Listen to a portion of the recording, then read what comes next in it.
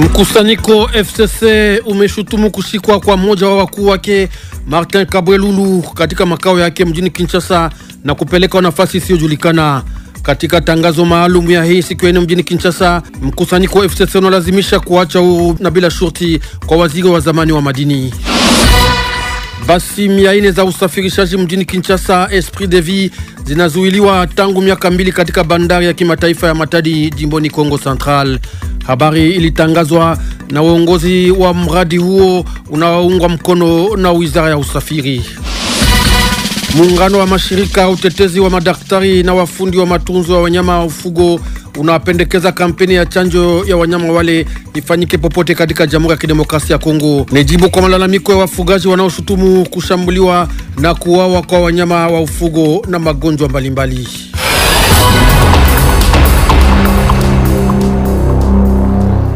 Asante kwa kuwa nasi wengi. Ifuatayo ndiyo taarifa kamili ya habari.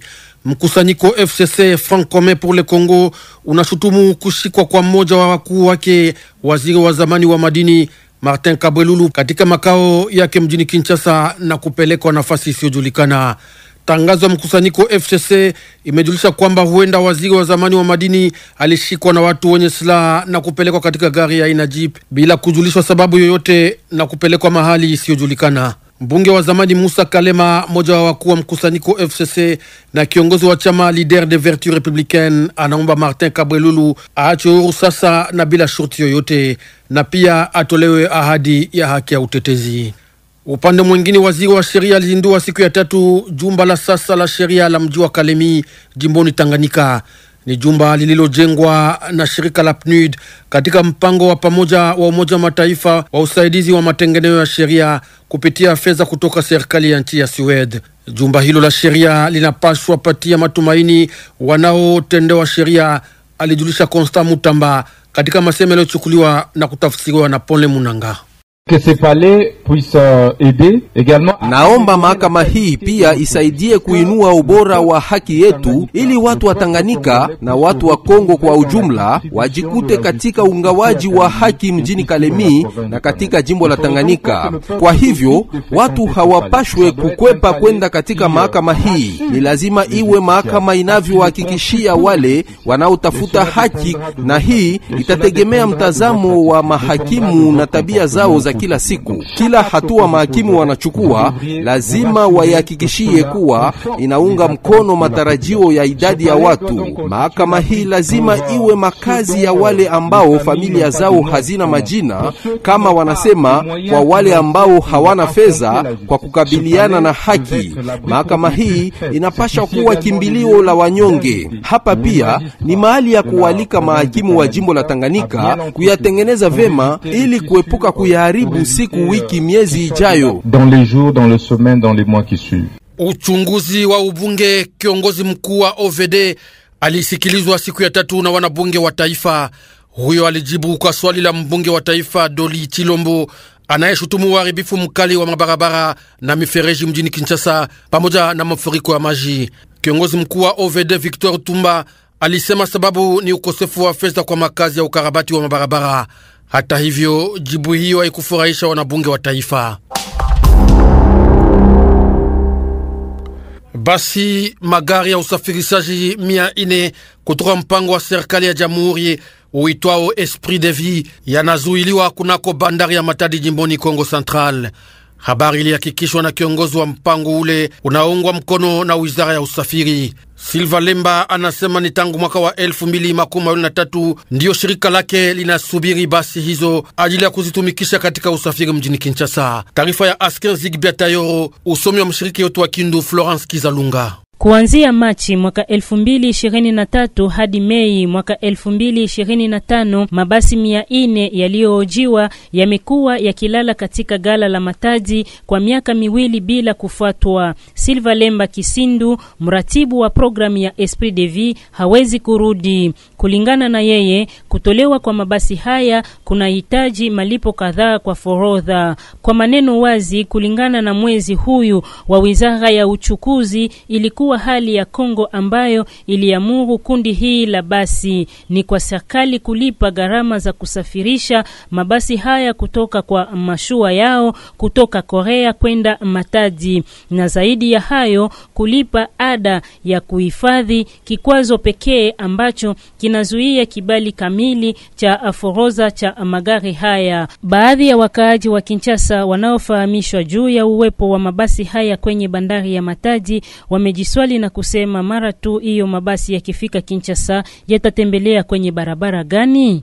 Punde walimu wa jimbo la elimu la Mai Ndombe ya 3 wataanza pokea mishahara yao kawaida na bila kuchelewa. Hatua hiyo inatokana na ombi na mkataba kati ya serikali ya jamhuri na muungano wa watetezi pamoja na shirika la malipo la Colombe. Kisha mazungumzo mjini Kinshasa, shirika hilo la Colombe lilikubali kusimika kituo chake jimboni Mai Ndombe kwa malipo ya walimu, jambo lenye kufurahisha kiongozi wa muungano wa watetezi wa walimu wa eneo hilo Giscard Mbukela, mwenye kushutumu kuchelewa kwa malipo ya mishahara ya miezi 2.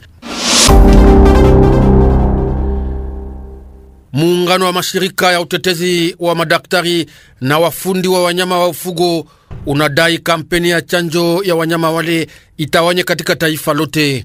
Wakati wa mkutano na wapasha habari siku ya 3 mjini Kinshasa, kiongozi wa muungano huo alisema aliarifiwa na wafugaji wa majimbo yote kuhusu kushambuliwa na kuuawa kwa wanyama wa ufugo kutokana na magonjwa mbalimbali, kisha kuanzishwa na waziri wa uvuvi na ufugo katika majimbo ya Kwilu, Kwango, Kongo Central, Lualaba na Okatanga.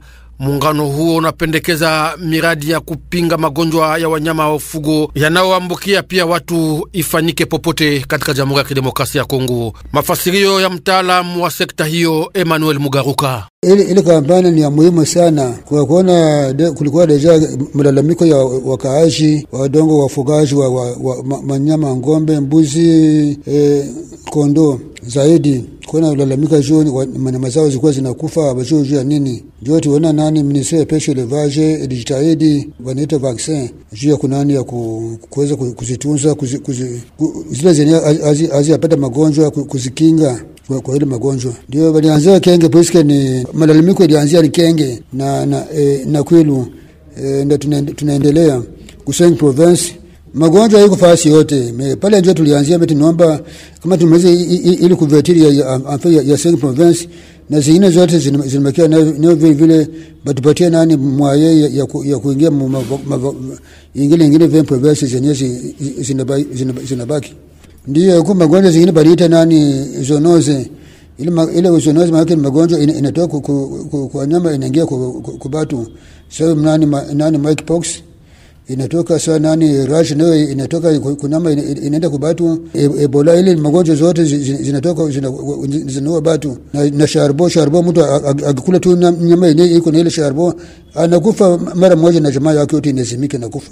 Kwa kushiriki na kufaulu kwa kampeni hiyo, muungano wa watetezi wa madaktari wa wafundi wa wanyama wa ufugo unaomba kutolewa kwa malipo ya wafundi 5 wa sekta hiyo kutokana na mikataba ya mwisho yenye kuchelewa hadi sasa. Upande mwingine, wahanga wa mvua kali ya tarehe 9 hadi 10 mwezi huu wa 5 katika kijiji Kasaba mtaani Fizi wanatabu kwa kuanza maisha ya kawaida bila makao wala chakula na hata matunzo. Walitembelewa na waziri makamu wa mambo ya ndani, jambo lililo wafurahisha. Alisindikizwa huko na liwali wa jimbo la Kivu ya Kusini pamoja na kiongozi wa mtaa wa Fizi.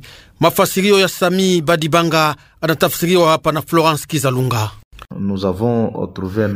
Tumeona hata maiti kadhaa ambazo bado ziko chini ya ardhi na harufu mbaya ambayo inatuonesha kiwango cha janga hili la kibinadamu. Sasa makamu wa waziri wa mambo ya ndani anayesimamia masuala ya kitamaduni amepana pole zake za rambirambi kwa familia zote zilizokumbwa na hiyo msiba. Alifafanua kuwa takmira yake ilikuwa kuja na kutathmini sababu za uharibifu wa msiba wa asili na familia zilizotembelewa. Waziri aliahidi kwamba hivi karibuni ujumbe mkubwa na mkuu wa waziri wa mambo ya jamii utakuwa huko Kasamba kuleta msaada mkubwa wa kimsingi na sio chakula, ili kupunguza idadi ya watu ambao wamepoteza karibu kila kitu. Tunapata kijiji ambacho kinajaribu kuzaliwa upya kutoka majifu yake. Makamu waziri kwa niaba ya mkuu wa nchi anatoa pole za rambirambi kwa familia zote na mwisho ujumbe ulirudi.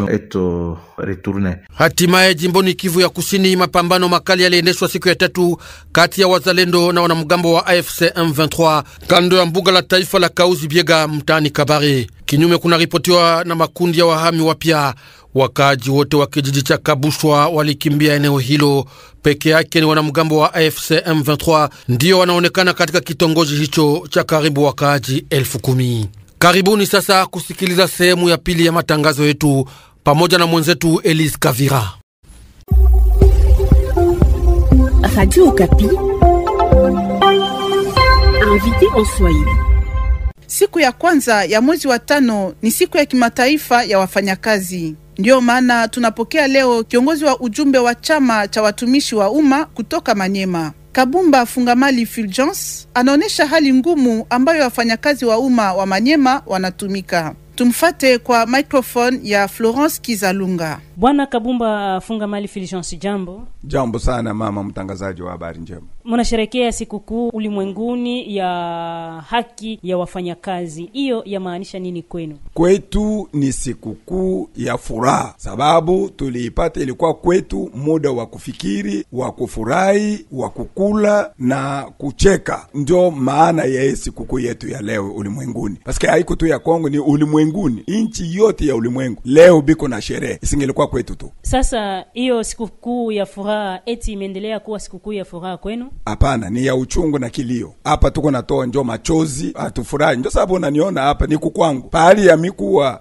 tulipasha kuwa mafasi fulani ya kwenda na furaha. Kila mtu kukwake, sababu ni ya uchungu. Ikusavili kilio njo tukwamba. Hata kilio batu banekalaka fashi moja. Na nini ndiyo inaacha ikuwe kilio kwa siku ya leo? Serikali ya Kongo ndio inaharibu, inavunja sheria na haki ya mfanyakazi. Ni hayo ndio kumsingi wa magumu yote tuko nayo leo. Hiyo hali ya kuvunja haki ya mfanyakazi, hatuwezi kusema kwamba ni kupitia hali ambapo nchi yetu imepitia leo. Sio vile, vita haiku leo. Vita ilianza tangu zamani, leo ni miaka 13. Tangu wakati wa Mobutu tulikuwa na sherehe na vita iko tu. Ulaya vita iko, Iraq na nafasi nyingine yote ya nchi ya Afrika vita iko. Kwa nini leo biko na sherehe? Haiku kwetu. Ili ni sababu ya uongo, sababu kila hatua ndani ya budget hii ya leo na iko ndani. Haiko mambo ya vita, ni kusudi tu yenye wakubwa wa serikali hawapende kuifanya. Sasa tuambie namna gani, hata kama mko kumachungu, namna gani ama muhari gani wafanyakazi mnatumika? Hatutumiki muhali iliyo sawa, sababu heshima ya kuja kukazi haitakuwa. Sababu ya nini? Mahaki yote serikali haiwapatie watu. Ninakwambia sasa vile ya kujitembeza, mtu anaita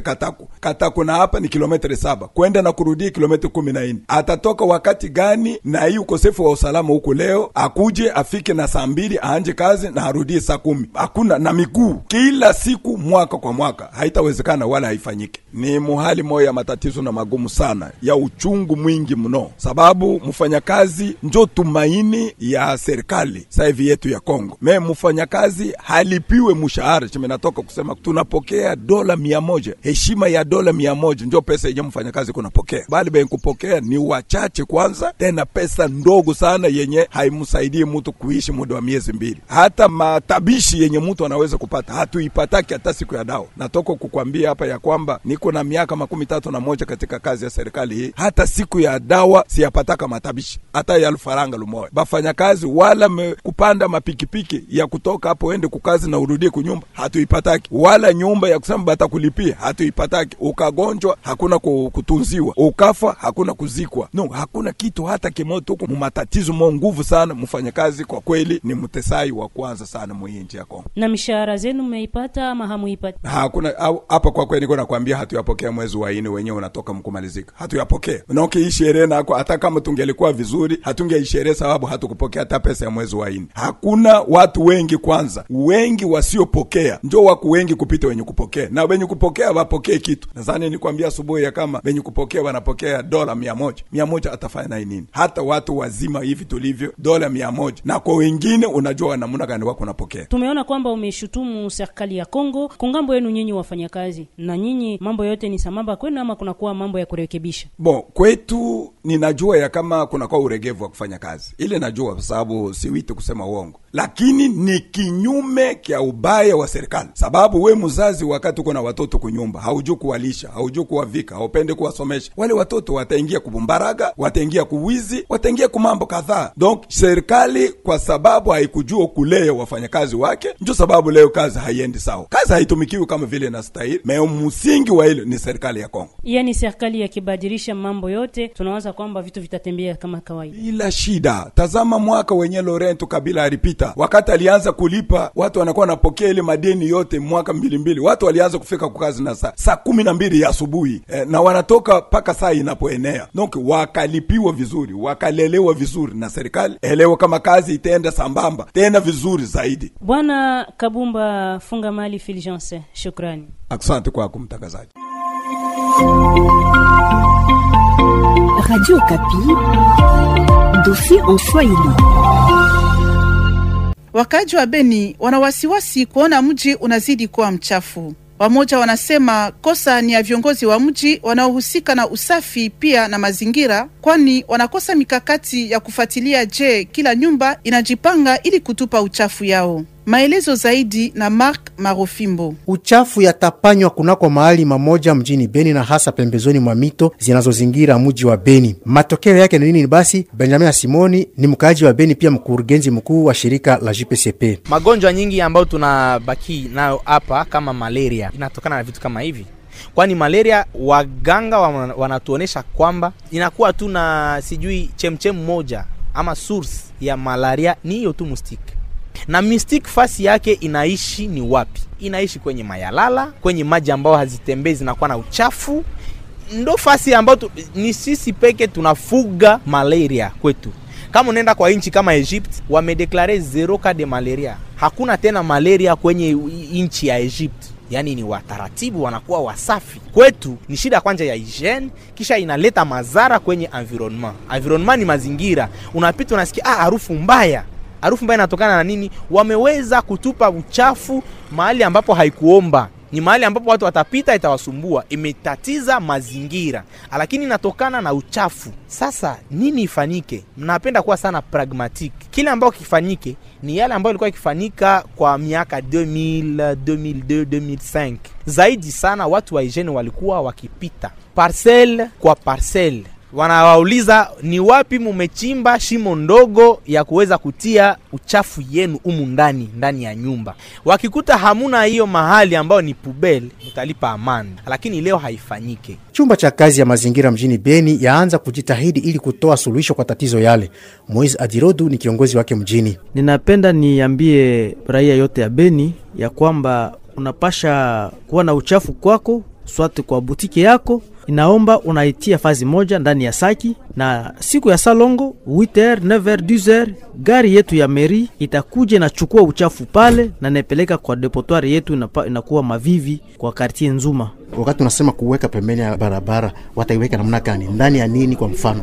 Gizi nilisema monsieur le journaliste, unaiweka ndani ya saki, na saki ile unaifunga juu isitoshe tena harufu. Unaifunga mzuri na sisi tutahusika naye kuichukua mpaka kwa depotoire. Unapasha kuwa na uchafu kuanza siku ya kwanza, ya pili, ya tatu, ya 4. Una asenire tu, unafagia mzuri na unaweka uchafu ndani ya saki. Siku ya salongo sisi tutakuja kuichukua na kuitupa na kuipeleka mali ya traitement, yani tunaita depotoire. Na ile depotoire inakuwa kwa mji wetu wa Mavivi kwa quartier ya Nzuma mu villa Beni. Ifahamike kwamba tangu mwezi moja sasa kazi ya usafi ya kijamii maarufu salongo yaanja kukaziwa sana na mkuu kiongozi wa mji wala meya wa mji na viongozi wa mazingira wanaomshindikiza kwa uwezekano wake. Beni, Mark Marofimbo, Radio Okapi. Mwisho wa taarifa ya habari. Asante kwa wote walioungana nasi. Kwa irini.